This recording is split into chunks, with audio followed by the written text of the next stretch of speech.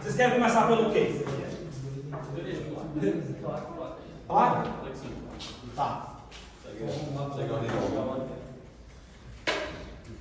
Vamos lá. Flexão de placa, né? Aí fica mais fácil. Sabe, pelo amor de Deus, sempre aí que eu falo nada contigo. Vou pegar essa cadeira aqui, ó. Perfeito. O cara tá em pé, pô. Caralho. Tá. Flexão de placa. Pessoal, flexão de... Assim, como é que eu posso falar de flexão de placa? Acho que não tem muito o que ser simplificado. Mas é basicamente o seguinte. A flexão de placa, ela é basicamente uma teoria rápida. Que assim, eu particularmente, para ser sincero, eu não entendo por que vocês veem flexão de placa. Porque é a posição minha, tá? Eu acho que ela fica meio solta no conteúdo. Fica uma coisa assim, ó, tá aí flexão de placa, pá, pra que aquilo? Não, tá aí, pá, então fica uma coisa meio solta. Tá? Tanto que existe até, não sei quem foi da casa de estrutura, tem uma matéria na pós chamada placas e cascas, que é só uma matéria só sobre placa e casca. Então por isso que eu acho que fica uma coisa meio solta.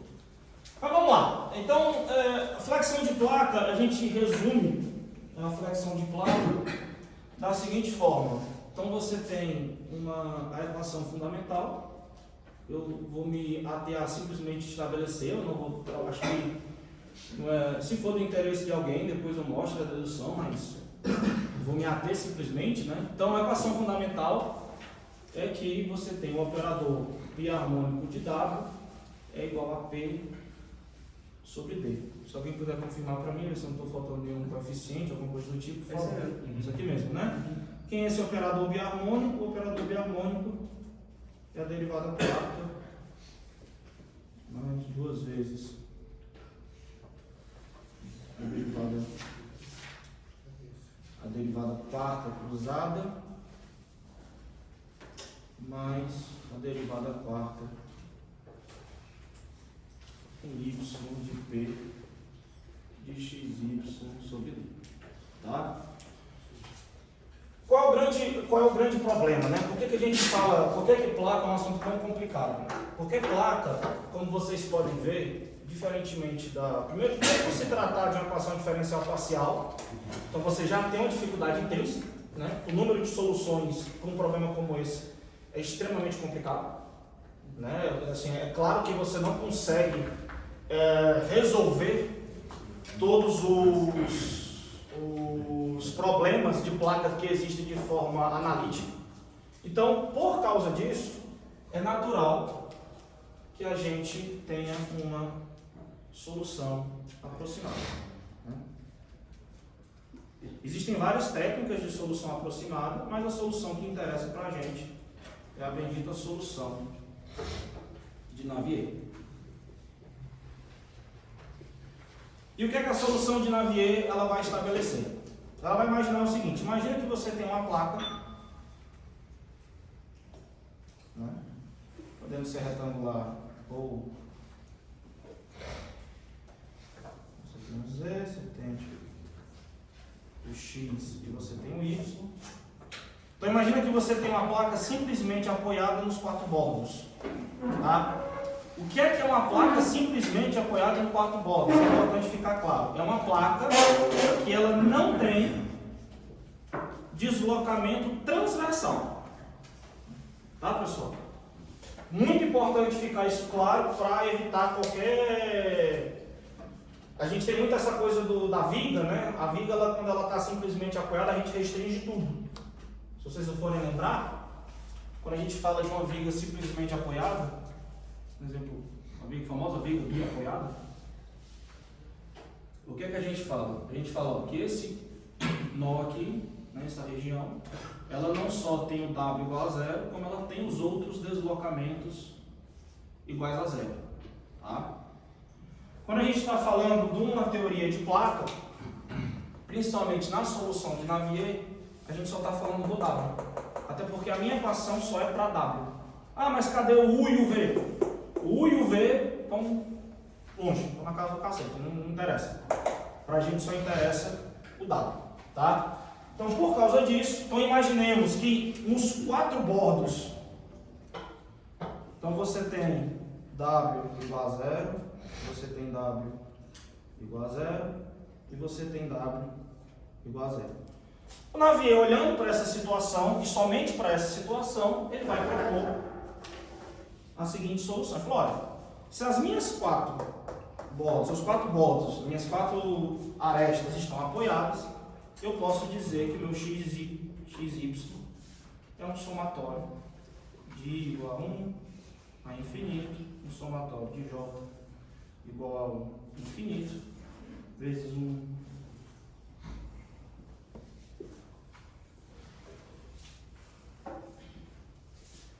vezes um W e J,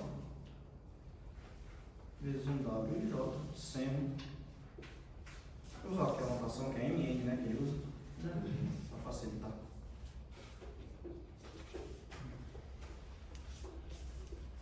De M, π de x sobre A, vezes o seno de N, π, x sobre πy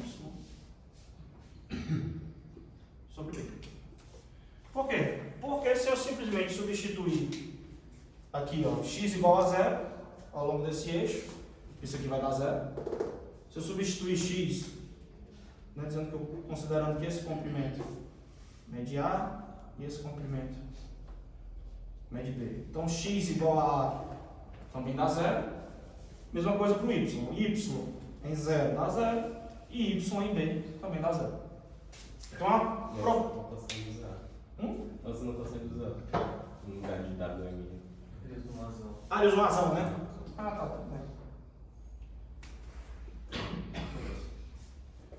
Então, é isso. Isso é a solução de Navier, não tem muito o que discutir. Ah, e por que ela é interessante? Olha, se a gente for lembrar, ela tem uma certa aplicabilidade, porque se eu olho aqui para a minha equação que eu tenho que desenvolver, ela vai facilitar muito minha vida, porque no momento em que eu substituo todo mundo aqui, né, eu vou ter que esse termo, né, ele nada mais vai ser do que uma série de senos, né, porque a segunda derivada do seno é o seno e a quarta derivada do seno é o seno, né? Então se a gente faz a quarta derivada vai dar somatório. Eu vou botar o somatório em evidência.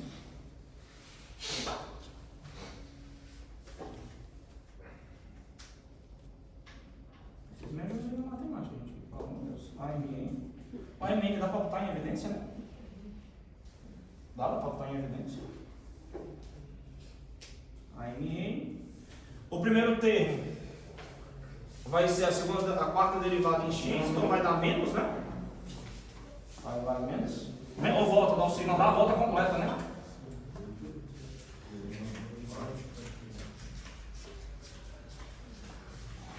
Mais a 2 vezes a segunda derivada em x dá menos, mas a segunda derivada em y também dá menos.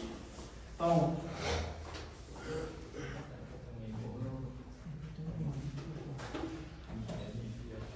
faltando termo, né? Faltando M aqui, né? Podem correr, gente, pelo amor de Deus, sou rápido que não tem. Essa parte vocês estão mais bisurados que eu. E Nπ sobre B, a quarta. Senos e senos.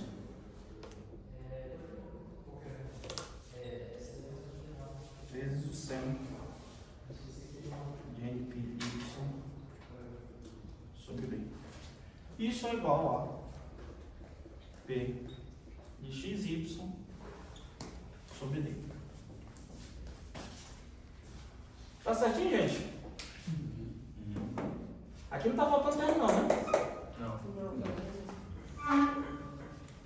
Confiando em vocês. Tá faltando nenhum ni, nenhuma coisa do tipo não, né? Não. É diretão isso aí mesmo, né? Pronto. Então, se eu tenho esse termo, já fica claro que a grande vantagem dessa solução de Navier é que... E é interessante assim, né? A solução de Navier, ela tem uma perspectiva que, pelo fato dela colocar esse termo infinito, você pode alegar que ela é uma solução exata. É claro que computacionalmente falando, na vida real, você nunca vai ter infinitos termos, né? Quando você for trabalhar com esse somatório, você nunca vai ter esses infinitos termos. Mas, se a gente está matematicamente falando, isso aqui é uma solução exata do meu problema. Então, eu simplesmente posso trabalhar com o fato de que, olhando para isso, eu posso decompor a minha função p de xy em série de senos. Então, vou ter um somatório, mesma coisa, vou ter um somatório de m igual a 1 infinito, somatório de m igual a 1 infinito, a mn. Vou botar alguma coisa em evidência? Não, só o P4, né? Nossa, Oi. no slide aqui, quando ele vai falar das condições de contorno, ele fala também que a segunda derivada dá zero. Por que tem essas condições? Tá.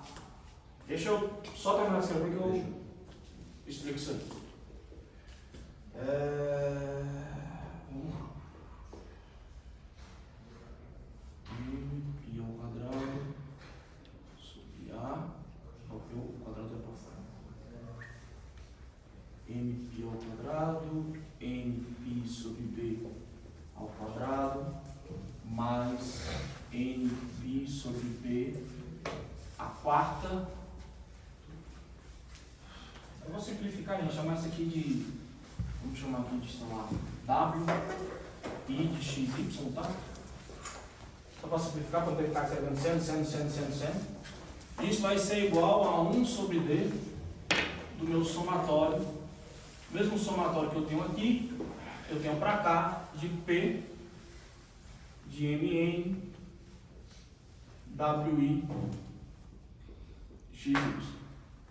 Né? Então eu posso juntar os somatórios. Então vamos simplificar de novo, que eu também não vou ficar repetindo, vocês já pegaram a ideia. Então você tem aqui um AMN vezes M a quarta, pi a quarta, A quarta, mais 2 vezes M ao quadrado, N ao quadrado, A ao quadrado, B ao quadrado, pi a quarta, mais N a quarta, pi a quarta, B a quarta, menos P de Mn D. Isso é o Wi de xy, isso tudo tem que ser igual a zero. Então, se isso tudo tem que ser igual a zero, como isso aqui não é só igual a zero, né? É importante entender essa igualdade. Isso aqui, na verdade, ele não está dizendo que é igual a zero, ele está dizendo que é identicamente igual a zero. Ou seja, para qualquer x e para qualquer y, isso aqui tem que dar zero. Então, se para qualquer x e para qualquer y, isso tudo tem que dar zero, significa que todos esses termos têm que dar zero. A mn, portanto, a mn nada mais é do que é o termo que nos interessa, D vezes M a quarta e a quarta sobre A quarta, mais 2 vezes M ao quadrado, N ao quadrado, A ao quadrado, B ao quadrado, vezes I a quarta, mais N a quarta, I a quarta sobre B a quarta, sobre P de M, N. Onde P de Mn, dado que eu estou fazendo uma decomposição em série de senos, mais uma vez peço que vocês verifiquem se eu não estou falando nenhuma besteira, é igual a integral. Faltam 4 aí. Faltam 4, né? 4 de seno. Cadê o seno? Seno. De n pi de x sobre A, vezes o seno de n de y sobre B. Aí eu vou botar dA aqui, consigo entender que dA é dx dy, né? Então de 0 a e 0 a B. Então, isso é a solução de Navier, pessoal. Realmente a gente não vai gastar muito tempo deduzindo. O que gastaria tempo deduzindo é chegar nessa equação. A gente não vai gastar tempo para chegar nessa equação, mas é uma aplicação direta. Você é o Tiago, respondendo a tua pergunta, por que se coloca que a segunda derivada é nula? Pelo seguinte, quando você olha para o momento, nessas extremidades, o que é que você vai ter? Por definição, o momento ou de x ou o momento de y, certo? Ele vai ser dado por uma constante, que eu não vou lembrar agora, é um termo, acho que é E sobre 1 menos I ao quadrado. Não sei se vocês têm essa fórmula aí de cabeça. 1 menos I ao quadrado, derro W, derro x2, mais Mi, derro 2W, derro y2. É isso aqui? Acho que é. Falta um teu. Faltou um a curva aqui, isso, perfeito. Faltou a integral, tá ótimo. E os 12 embaixo. E um 12 embaixo, ótimo. O E ao cubo, 12, 1 menos I ao quadrado. Um derro W, aqui é Mi. Aqui não é menos não, né? Aqui é mais mesmo, né? Mais. Então, Mi, derro W, derro x ao quadrado, mais derro W, derro y ao quadrado. Tá. Vamos lá, vamos entender primeiro quem é o MX.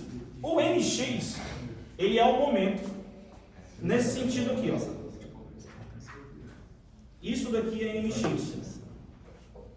Então é o momento provocado pelas tensões na direção X, sigma X. Quem é o MY? O MY é o momento, vou trocar o sentido para fazer mais sentido. MY é o momento provocado pelas tensões sigma Y. Tá, por que eu estou falando de toda essa besteira? Vamos olhar para esse lado aqui, ó. Vamos olhar para o lado do x igual a y igual a 0, desculpa. No caso do y igual a 0, você tem que o w é 0. Certo? Se o w é 0, fica claro que a derivada ao longo de x também é 0. Porque está constante, está preso, né, gente? Então, a derivada em x é 0. Ora, se w é igual a 0, a derivada em x é igual a 0, eu também tenho aqui a segunda derivada em x é igual a 0. Beleza? Isso é a condição geométrica do meu problema. Isso aqui do lado y igual a 0. Isso aqui é uma condição geométrica. W0, derivada em relação a x igual a 0, derivada segunda em relação a x igual a 0, derivada porque isso aqui é constante igual a 0. Então, todas as derivadas ao longo de x é 0. Mas por que isso aqui é importante para mim? Por causa disso aqui, ó. Ora, se o MY aqui, se o WX, a segunda derivada de x é 0, significa que o meu MY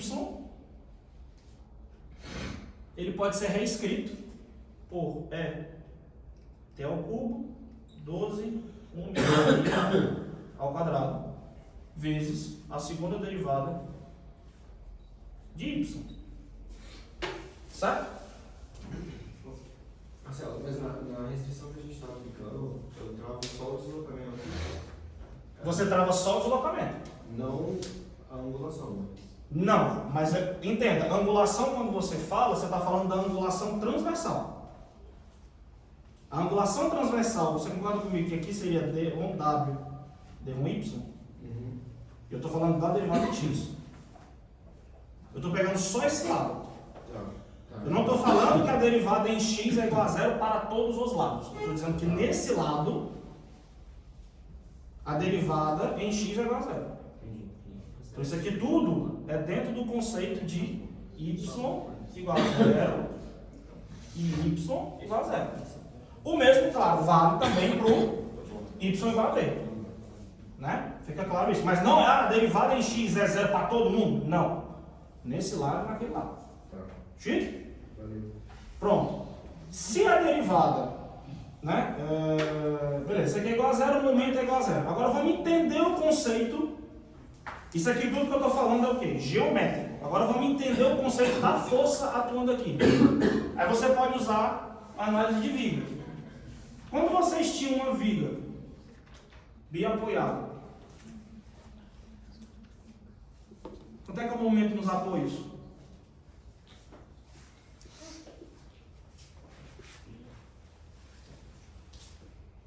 Para qualquer caso. Quanto é que é o momento dos apoios? 4, é isso, né? Não. O momento dos apoios é zero. Porque o apoio, se eu pegasse, imagina, né?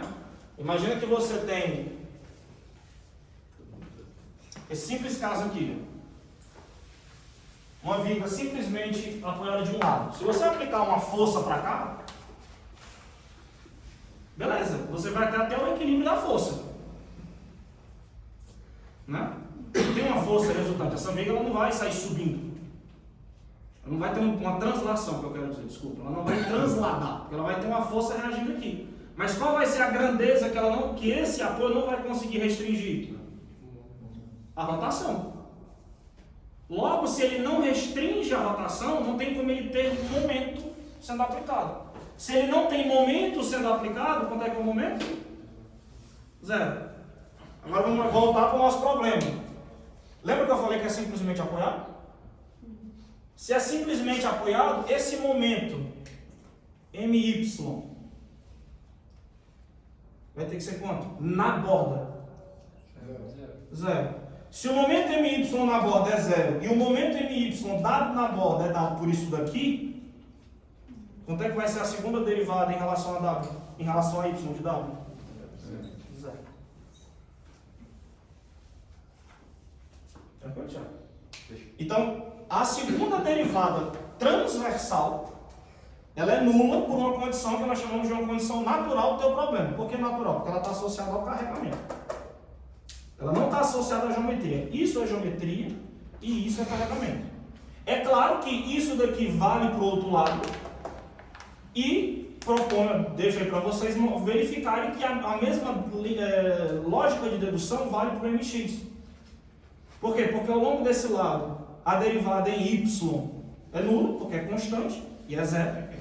Se a derivada em Y é nula, esse termo desaparece. Se esse termo desaparece, só sobra a derivada em X. Só que a gente descobriu que o momento transversal num apoio simples é nulo. Então, se o momento é nulo e só me resta a derivada em X, a segunda derivada em X, significa que a segunda derivada em X desse lado e deste lado também é nula. Mas são condições distintas. Tranquilo, professor? Beleza mesmo? Pode perguntar.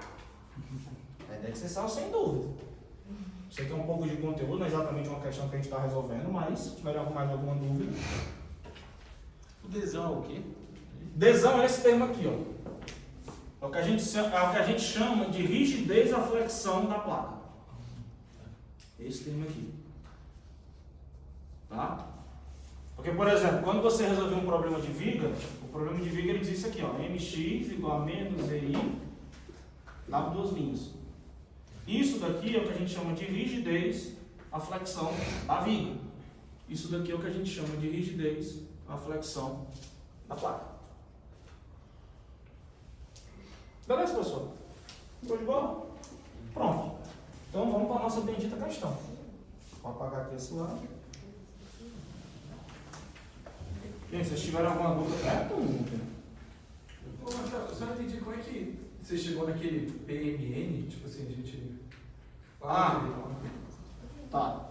Cara, o PMN, eu simplesmente, fiz uma separação de série de Fourier de sinus, né? Então, assim, a minha função P de XY, o que acontece? Aqui era o que estava escrito, né? Então não estava lendo. Então você tinha isso aqui, certo? Do P de XY. O que é que eu faço? O que é que eu posso fazer? O que é que o Fourier me permitiu fazer? Ele falou, olha, você pode dizer que qualquer função... Cara, tem todas aquelas questões superiores, tem um monte de critério matemático. Mas como a gente faz engenharia, faz matemática, a gente liga o foda-se.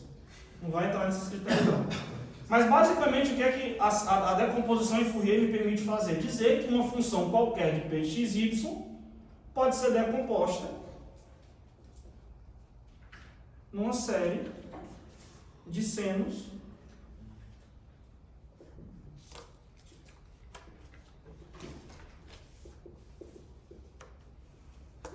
por isso daqui. Então, eu nada mais estou fazendo que dando um salto, né? Então, eu estou dizendo, ó, porque assim, se o mesmo princípio vale para W de x, porque o que eu estou dizendo para W de x era que eu podia separar W de x numa decomposição de senos, né? Então, se o mesmo vale, que é y, se o mesmo vale para W, também vale para P de x, ou P de x. Tranquilo?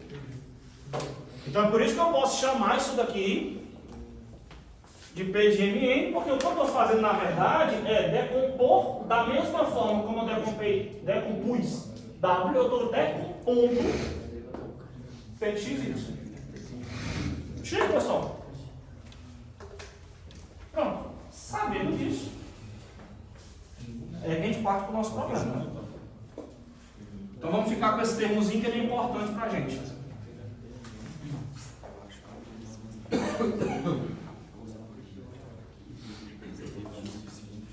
É alguém que tem a lista, dá uma lidinha para nós aí, pelo amor de Deus.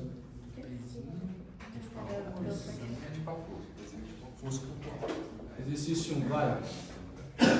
Você que tem uma placa. Gente, alguém lê a lista, por favor. Me deixa no vácuo, não. Então, chato. Qual é a questão? A da placa. A 2? Isso.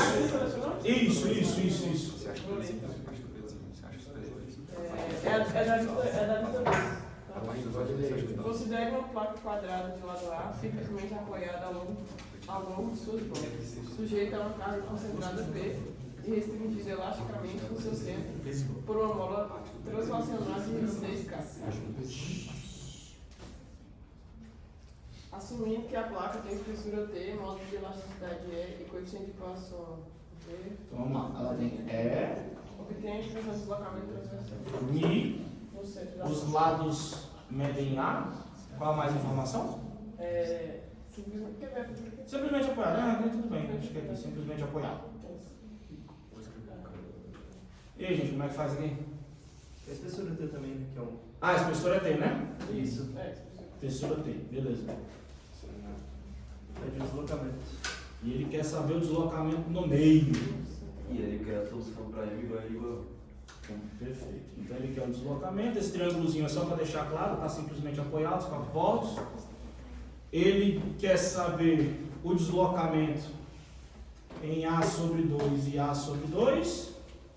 E ele diz para utilizar M e N igual a 1. Tá, o que é que eu faço com isso aqui agora? Senta na guia e chora, né? Eu faço aqui, sei lá, velho. Peraí. O que é que vocês pensam? Pensa um pouquinho. A força efetiva depois vai ser menor que P, né? Vai ser P menos cadeia ali. Ó, show. Vamos lá, então significa que a minha placa, se eu for escrever a equação dela, perfeito, não vai ser P que vai entrar aqui, vai ser um P menos uma força elástica, que vai ser um K vezes um dela. Então vocês devem concordar comigo, que nada mais é do que o próprio deslocamento, né?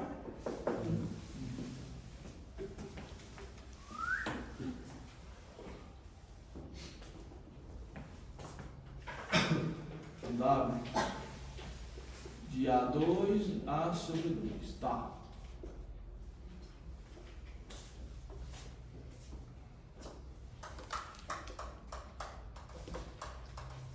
Vamos então, quase lá. Significa que eu posso jogar para o outro lado, né?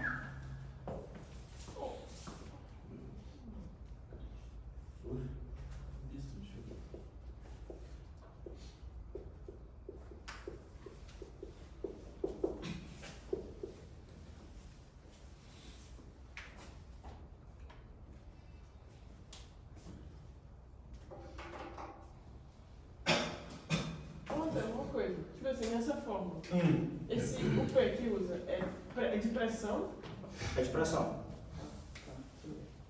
Então, por exemplo, no nosso caso, aí é força.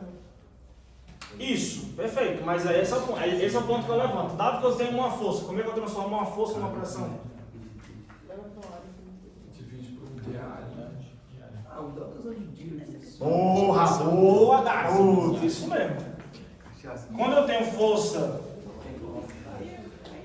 aí quebra, né? Aí quebra o filete, porra. Caraca, maluco!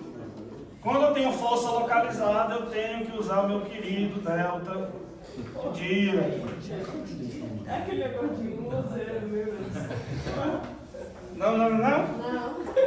Quer que delta? Não é essa não. Delta de Dirac é uma função muito maluca que vocês viram no Max 32 para nunca mais lembrar. Que basicamente é o seguinte, ó, imagina que você pega um retângulo, certo? E vocês querem fazer de -1 a 1, de tal forma que a área dele seja 1. Esse aqui é meio, né? Né? 2, 1. Tá? Eu não estou fazendo uma maneira. Agora imagina que vocês pegam essa mesma coisa e não botam mais -1 a 1, vocês botam de -meio a meio. Esse aqui passa a ter 1, certo? Agora não vai de -meio a meio, vai de -1/4 a 1/4. Aí vocês entenderam a ideia, né?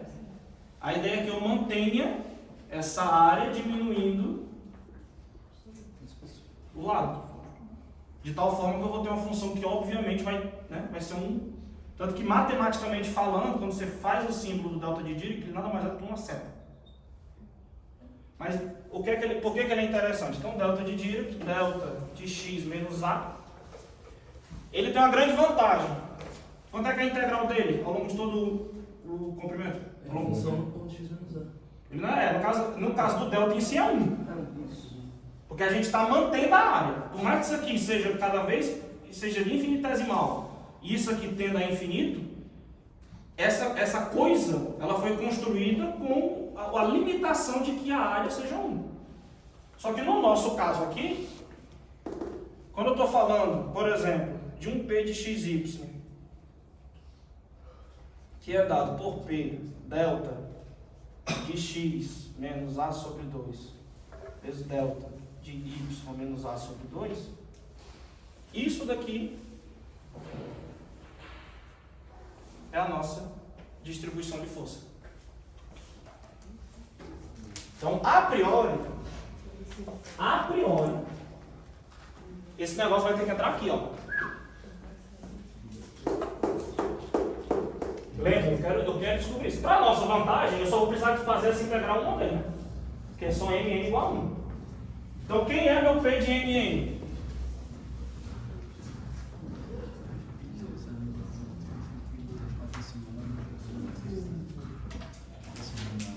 Meu P... Gente, vocês estão entendendo isso aqui, gente? O delta de Dirac foi uma pancada assim que deu uma pá, desestabilizada aí. Esse foi muito forte. Esse aí foi forte, né? Esse foi. Então você tem, como é uma força concentrada, isso é P, delta de x menos a, delta de y, delta de x a sobre 2, delta de y menos a sobre 2, vezes o seno. No caso, como m e n são igual a 1, eu já posso substituir porque eu tenho mais o que fazer. Então, π de x sobre a, vezes o seno de π y sobre a. Não A porque a nossa placa é quadrada, eu também já estou substituindo. E aí, como foi levantado, quando você faz a integral do delta de Dirac, o delta de Dirac integrado nada mais é do que o valor da função do ponto do delta. Então vamos lá. Mas Primeiro, ali já não é A ao quadrado, então, embaixo do 4? aqui é ao quadrado? É, porque você substitui o B já Mas por a B tipo de igual a... relação. Tá, verdade, obrigado. Então eu falei também, desculpa. Obrigado, é isso mesmo. Então vamos lá. Como essas minhas funções eu posso separá-las, vamos facilitar aqui, ó. Vezes o P, que é constante, posso botar para fora. Então eu tenho duas integrais. Delta de x menos a sobre 2 seno de π de x a vezes o integral de delta de y a sobre 2 vezes o seno de π sobre A. E aí o que é que o delta de Dirac faz? A integral do delta de Dirac vezes uma função nada mais é do que o valor da função no ponto do delta. Onde é que é o ponto do delta? A sobre 2. Então o valor dessa integral é seno de π sobre A sobre 2, vezes a mesma coisa aqui, seno de π sobre A vezes A sobre 2. Isso aqui vai dar π sobre 2, seno de π sobre 2 é o famoso 1. Então significa, portanto, que o meu P de Mn é igual a 4P. Aí já está considerando Mn igual a 1, né? Isso. Perfeito. Respeitando aí as nossas notações.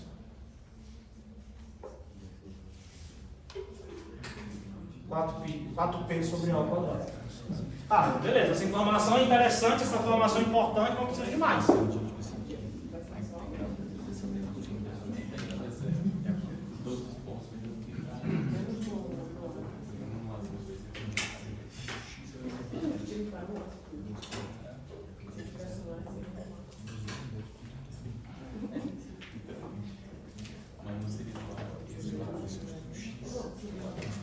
E aí? Dá pra usar esse P aí e transformar numa razão? Dá pra usar esse P e transformar na razão? Dá e não dá. Marcelo, uma dúvida que eu tô ainda, aquele P lá em cima. Aquele P aqui em cima. Ele aí tá sendo pressão ou força já? Ele já está sendo essa carga P que eu estou colocando aqui. Tá. Essa carga, essa força P. Tá. Eu estou trazendo a força. Uhum. Aí eu estou descobrindo a decomposição da força, né, fazendo aquela conta ali. Mas a nível de pressão, dessa forma? Isso, deveria ser pressão, mas é o que eu estou dizendo. Dado que você tem uma força, e aqui a fórmula é de pressão, como é que você transforma força em pressão? Pelo delta de Dirac. Pegou! Agora ele pegou! O delta de Dirac, ele é exatamente esse elemento matemático que a gente, em estrutura, transforma força em carga distribuída. Para que seja. Por exemplo, numa viga, você tinha uma força. Vocês não precisavam trabalhar com isso, vocês faziam de outras formas. Mas se você pode olhar, por exemplo, uma viga com 500 mil carregamentos, e você vai continuar tendo que usar o delta de Dirac. O delta de Dirac é a ferramenta matemática que a gente, em estruturas, transforma força concentrada em carga, em força distribuída. Então o P11 é uma carga distribuída. O P1 é a componente P1. Tipo assim, fica óbvio que há um erro associado aí, né? Porque se eu disser para você que P... Porque o que eu estou dizendo no final das contas, né? Eu estou dizendo que P de XY é esse somatório aqui, né? P de Mn, seno, né? Isso é válido para quando o negócio tende a quê? A infinito. Agora, se eu utilizo só um termo, fica muito claro. Se eu substituo aquilo ali, que 4P sobre A ao quadrado de seno vezes seno, não é uma carga concentrada, né? Mas é um erro mesmo, porque vocês estão usando quantos MN? 1. É um erro. Basicamente, o que a questão está dizendo para vocês é calculem o deslocamento aproximado. Eu sei que tem um erro, ela não fala isso para vocês, mas eu sei que tem um erro aí. Tem um erro, porque obviamente que seno vezes seno nunca vai dar um delta de Dirac, né? Não tem campo no mundo que dê. Mas aceita, vai na fé. Eu te embalo. Vai que a tua, acredita nisso.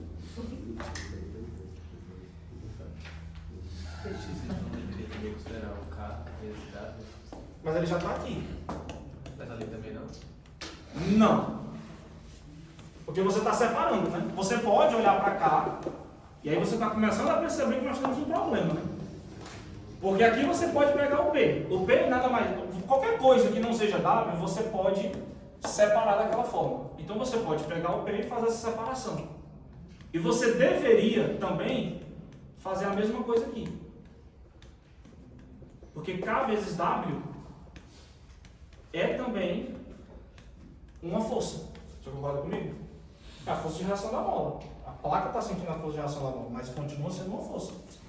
Então você pode decompor P e você pode decompor isso aqui.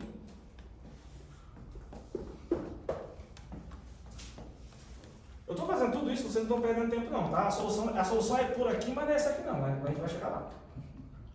Só uma dúvida. Vai lá. Tem um dado de que você multiplicou a força pela área ali, né? Eu multipliquei É, a pra força. tirar, Calma, é muito. Aqui no dado direito. Eu tô tentando entender que, tipo assim, o P, no caso, é a força, né? O P é uma força, isso. Aí você está multiplicando pelo dado direito. Isso. Não disse sobre, não, para fazer sentido? Não, porque se você faz sobre, você está dividindo por infinito, dá um negócio muito louco.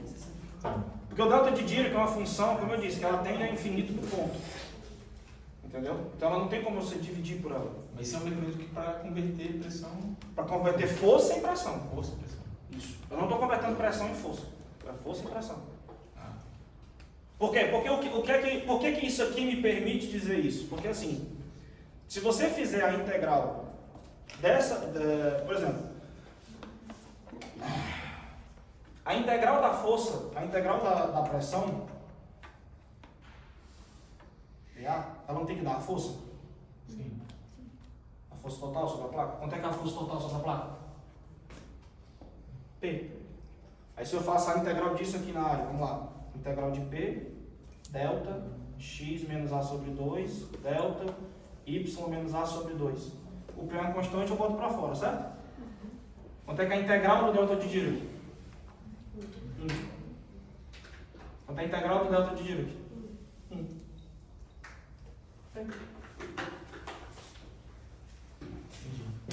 Entendeu? Porque força concentrada não existe na natureza. Esse aqui é o ponto, né? Não existe força, não existe por mais que eu diga, meu dedo. Não, meu dedo tem uma área. Então, o delta, assim como a força concentrada é um artifício matemático, eu posso me valer de deltas de Dirac, por exemplo, para fazer essas transformações. Mas vamos lá, pessoal. Então, como é que eu vou resolver? Nada. Vamos lá, resolvendo essa questão. Gente, isso aqui não é uma mola? Isso aqui não é a força da mola? O que é que a placa é se não uma mola? Ah, pô, agora eu peguei profundo, hein? Não é não? Pega uma placa, aplica uma força, ela desloca. Se eu tiro a força, o que é que acontece? Ela volta. Logo a placa também é uma mola. Vulgo, o que você tem aqui não é uma placa sendo carregada com uma força P e uma mola embaixo. O que você tem aqui são duas molas em série.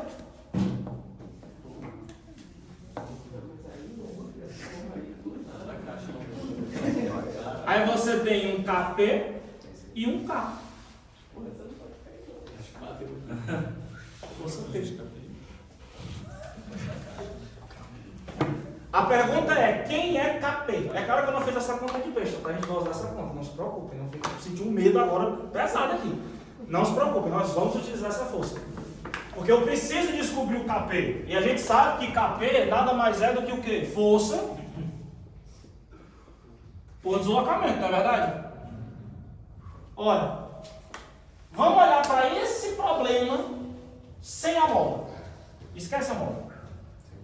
Sem mola. Eu basicamente vou ter isso daqui igual a P, certo? Então, cálculo do KP. Ora, isso daqui eu já sei fazer, porque isso aqui é D. Lembramos que nós estamos trabalhando com Mn igual a 1.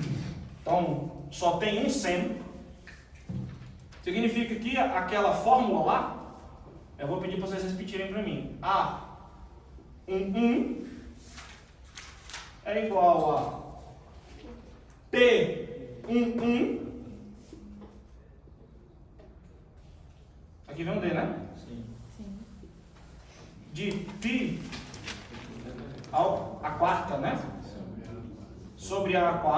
mais. Faltou N. Ah, O N não faltou porque já é 1, né? 2 vezes π ao quadrado sobre A ao quadrado vezes π ao quadrado sobre A ao quadrado. Por que 2A's? Porque lembramos que a placa é quadrada, que deveria ser um B. Mais π à quarta sobre A à quarta. Logo, isso daqui dá P 4, né? Tá certo? D vezes 4 π à quarta sobre A à quarta. Ok? Quem é meu P? 1. Então, A à quarta sobre 4 π à quarta vezes D vezes o P1. 4P sobre A ao quadrado.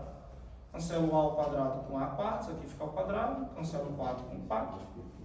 Então fica que o meu A11 é igual a P vezes A ao quadrado dividido por π à quarta vezes D. Todo mundo concorda com isso aí? Se eu tiver errado, conta, pelo amor de Deus, me avise. Estou fazendo aqui, estão aí olhando, mas a gente olhando meu erro, fica à vontade. Ora, se A11 é dado por isso daqui, significa que o meu W de XY nada mais é do que o A11, que é P vezes A ao quadrado sobre π à quarta vezes D, perfeito? Vezes o seno de πxa vezes o seno de πya. Ora, mas onde é que eu estou medindo o meu deslocamento? É no meio da placa? Então quanto é que é o deslocamento no meio da placa?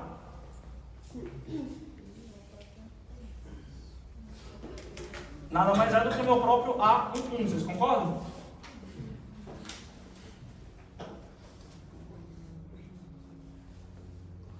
Todo mundo concorda? Estou pegando o deslocamento no meio da placa.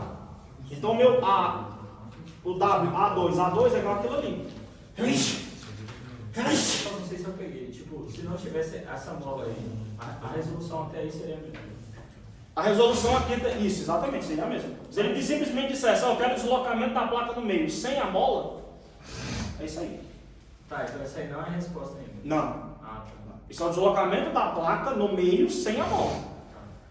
Agora, por que eu estou fazendo isso? Porque eu não quero descobrir o KP da mola. Eu não sei que o KP da mola é uma força vezes o deslocamento. Quem é minha força? P. Quem é o meu deslocamento? Isso aqui. Logo, o K da placa é π à quarta T sobre A ao quadrado. Absorvam, apreciem.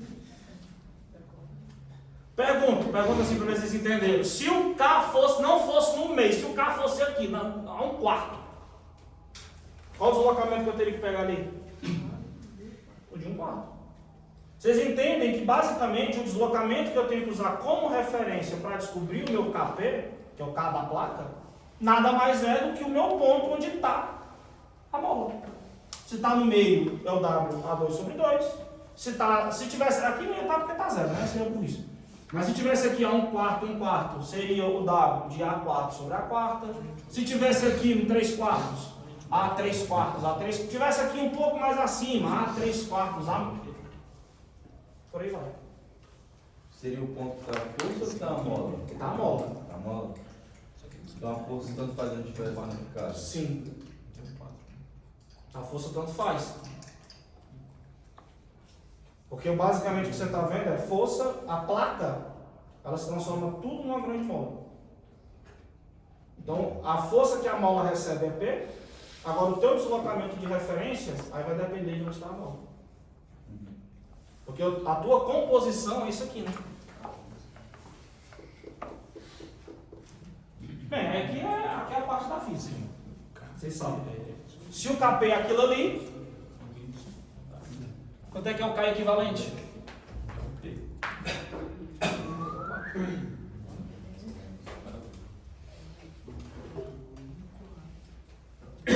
K equivalente é um negócio, né?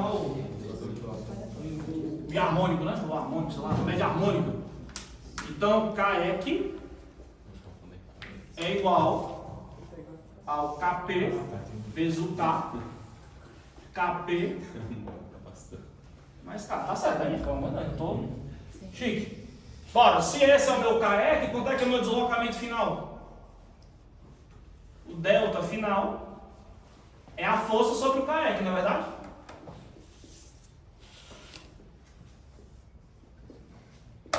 P. Aí quem é o meu bendito KEQ? A soma. Aqui tá sobre, né? Já vai ficar pra cima. Então é P vezes K mais KP sobre KP vezes K. Logo, eu posso dizer que é P. Eu posso podia ter simplificado, né, dado que é o inverso, de dizer que é 1 sobre KP mais 1 sobre K. Então, P vezes, quem é KP? Isso aqui. A ao quadrado e a quarta D mais 1 sobre K. Ah, para que eu vou usar o E, o N e o T? O E, o N e o T está embutido no D, né? Se você lembrar que o D é T ao cubo 12, 1 menos N ao quadrado. Se você substituir aqui, P, aí vai dar, vamos lá, joga para cima, né? Então fica 12A ao quadrado, 1 menos N ao quadrado, sobre π a quarta é T ao cubo, mais 1 sobre K.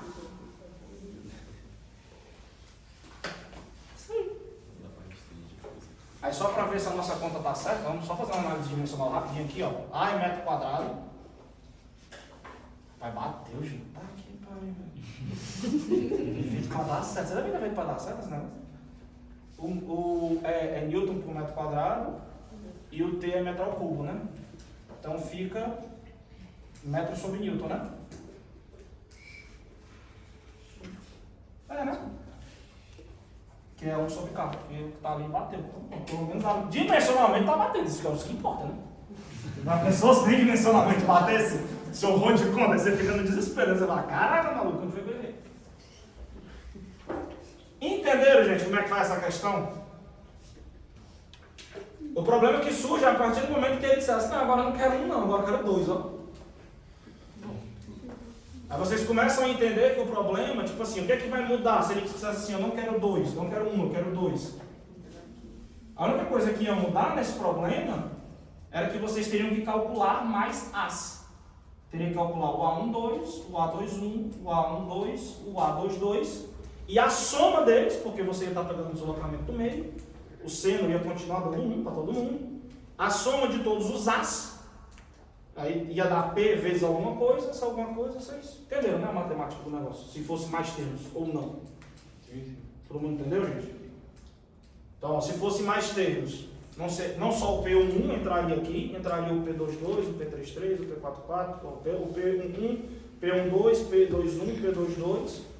Com base no P12, P21, P22, você teria o A12, A21 e o A22.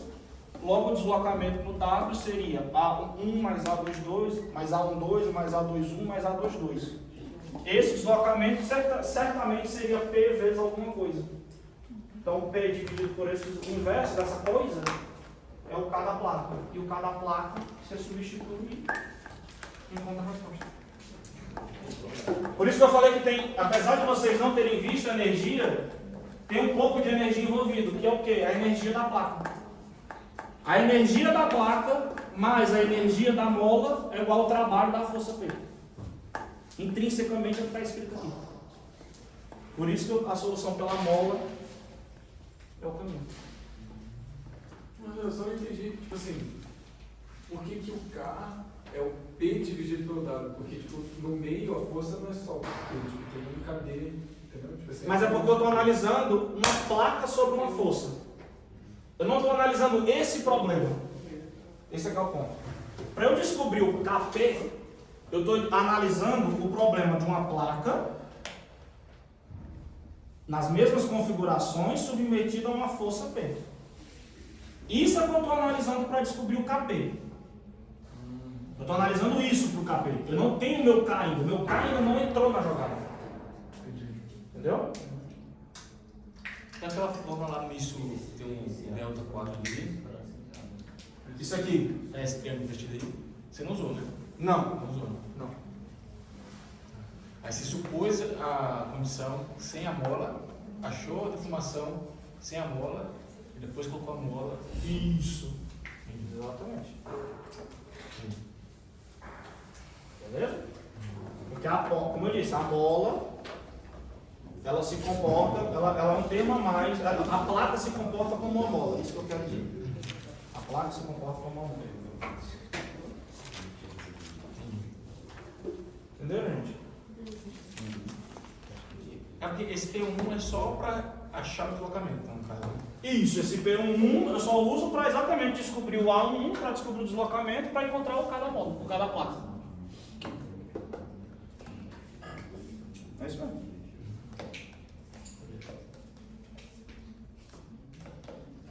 Se, tipo assim, se a gente tivesse considerando aqui que o K da placa tendo a mola, daí nesse caso, tipo, no P1, ao invés de P vezes delta T, seria P menos KD vezes delta T. Que é esse aqui, né? Aí já chegaria direto também, né? O teu problema é que o teu delta, quando chama delta de dígito, né? Tu tem um delta que tu não sabe. O problema é exatamente essa coisa, que tu precisa de uma informação para descobrir algo que tu não sabe ainda, entendeu? Esse é que é o dilema da coisa.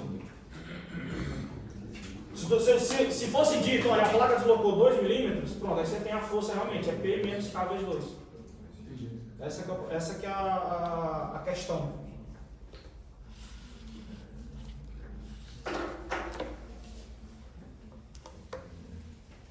Tranquilo, pessoal? Deu para decorar, né? Até amanhã a gente decora. Posso apagar? Posso apagar? Primeiro toque, check. Vamos lá, formagem de coluna.